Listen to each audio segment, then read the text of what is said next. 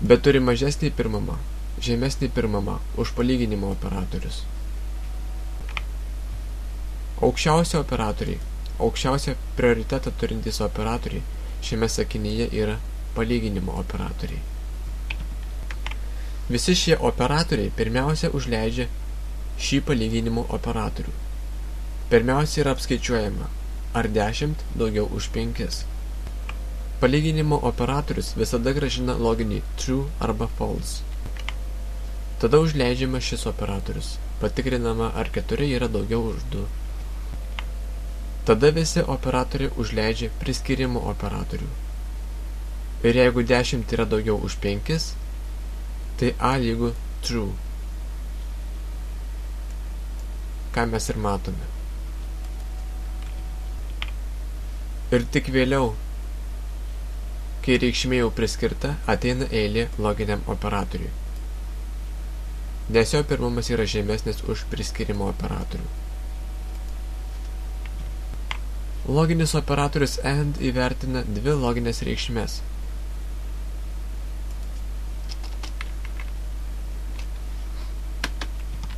Jeigu yra true and true, tada rezultatas yra true. Visais kitais atvejais, jeigu yra false and true, tada yra false. Arba jeigu yra true and false, tada rezultatas yra false.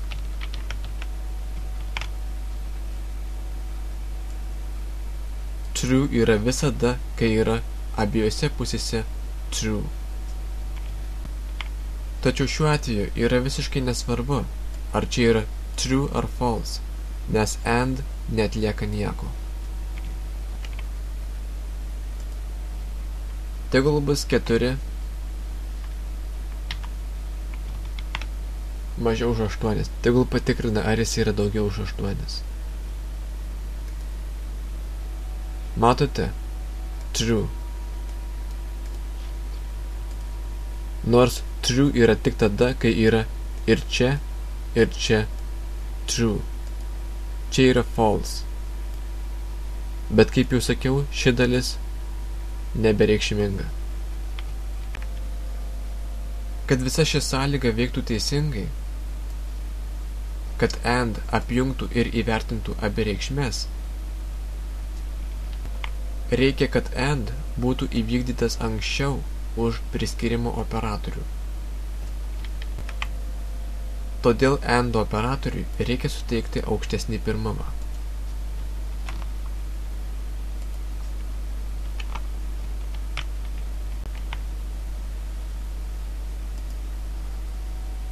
Dabar sąlyga veikia teisingai. Dabar šiame sakinyje žemiausia prioritetą turintis operatorius yra priskyrimo operatorius, neloginis operatorius.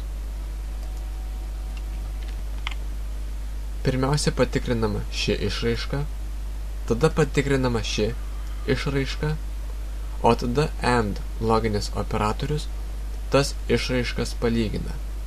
Jeigu yra true ir true, tada yra true. Ir galiausiai priskyrimo operatorius gauta reikšmę priskiria kintamajam A. Dabar yra false, nes čia yra true, o čia yra false. Kad čia būtų true, čia turi būti taip pat true.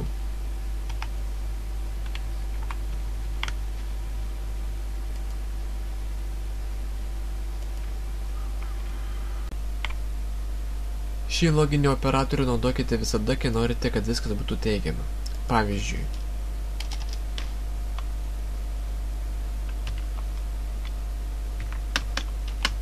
B lygu C. Čia nesvarbu, kaip pavyzdys tik tais. Toliau tikrinam.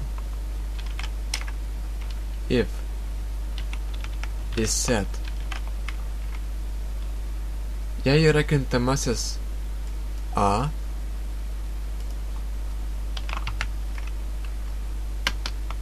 and. Arba galima ir taip. Dvigubas and yra tas pat, kas and.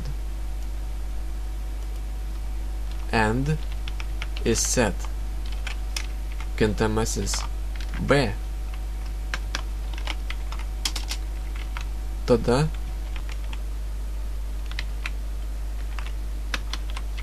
puiku.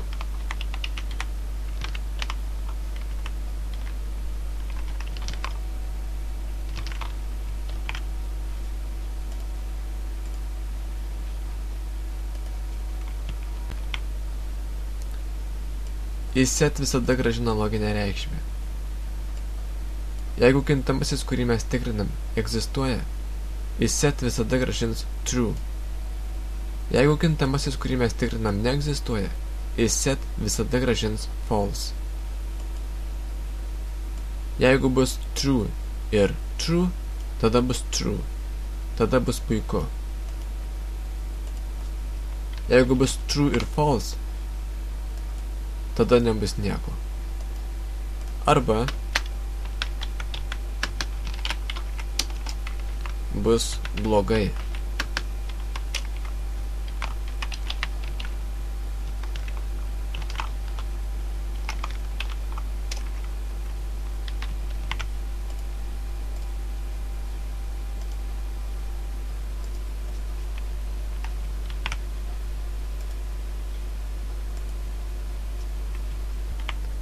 Kitas loginis operatorius yra or. And yra ir, or yra arba.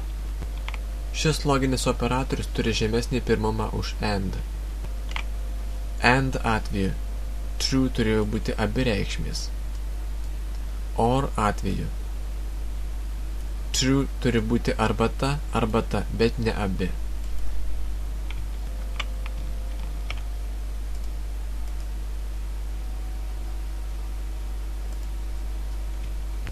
Nėra blogai, jeigu abi reikšmės yra teigiamos. Bet jeigu tik viena iš jų bus teigiama, tai vis tiek bus gerai.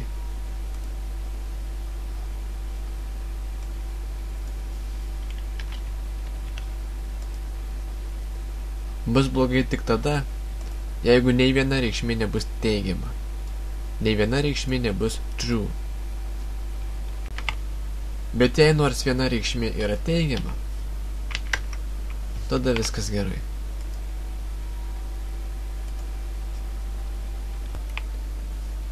Jeigu reikia patikrinti, ar yra bent vienas iš kintamųjų, tada naudojam or.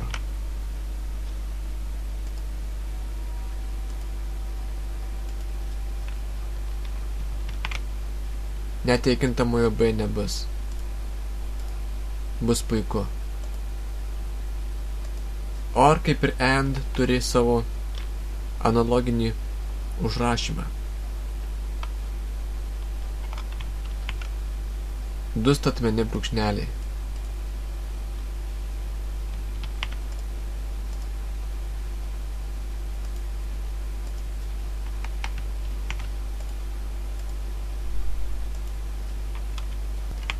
Bet jei labai svarbu, kad būtų abu kintamieji, tada būtina juos tikrinti su and. Šitaip išvengsime klaidų.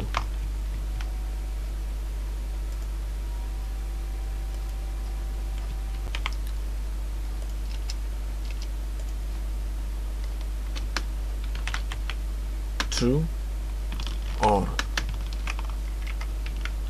arba false lygu true. False arba true lygu true.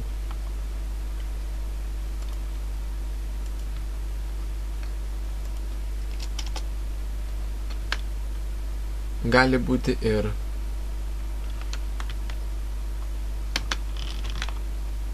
true arba true. Bus true. Bet jeigu reikia, kad abudu būtų true, tada reikia naudoti and, nes or paskirtis kitokia. Nors jis ir gali taip daryti, bet or paskirtis kitokia. Sujunkime eilutę iš dalių.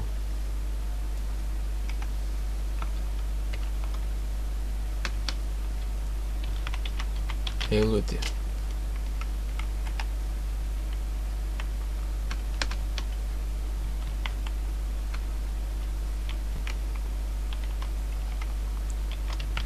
Labas.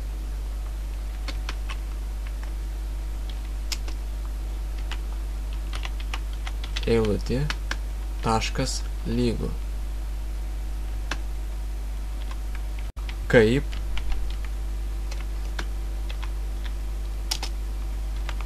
Eilutė, prijungiam kitą eilutės dalį. Sekasi. Ir prie eilutės prijungiam dar vieną eilutės dalį, klaustuką. Echo, eilutė. Labas, kaip sekasi? Eilučių sąjungos priskirimo operatorius kartu su priskirimo operatoriumi veikia kaip vienas. Jų vienodas prioritetas. Šie operatoriai paima kintamojo ankstesnę reikšmę, prijungia ją prie naujos reikšmės ir įrašo atgal į kintamąjį.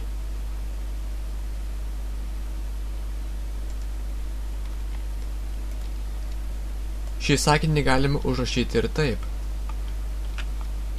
Eilutė, lygu. Prie eilutės prijungiam naują reikšmę. Kaip?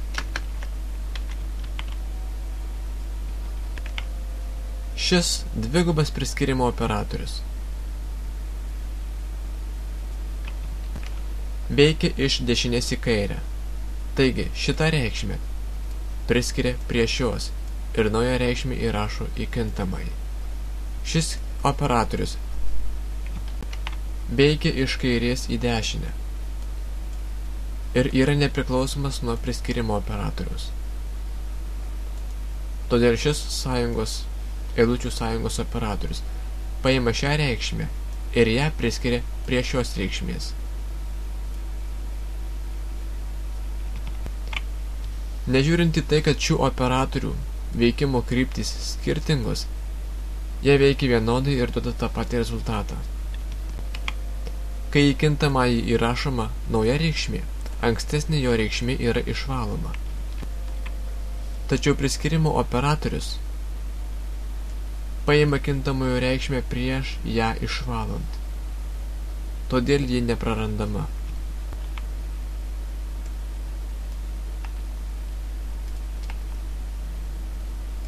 Padarysime taip, kad būtų aiškiau. Eilutė,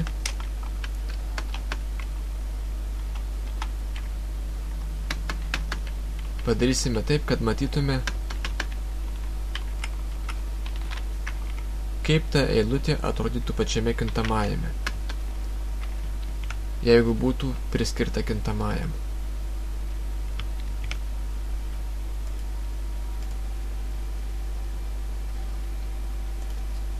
Pridėsime dar kabliataškį. Nepamirškime kabutės. Gerai. Dabar bus kitokia eilutė. Eilutė 2. Tiksliau, ji nebus kitokia, bet ji bus kitokiu būdu užrašyta. Labas.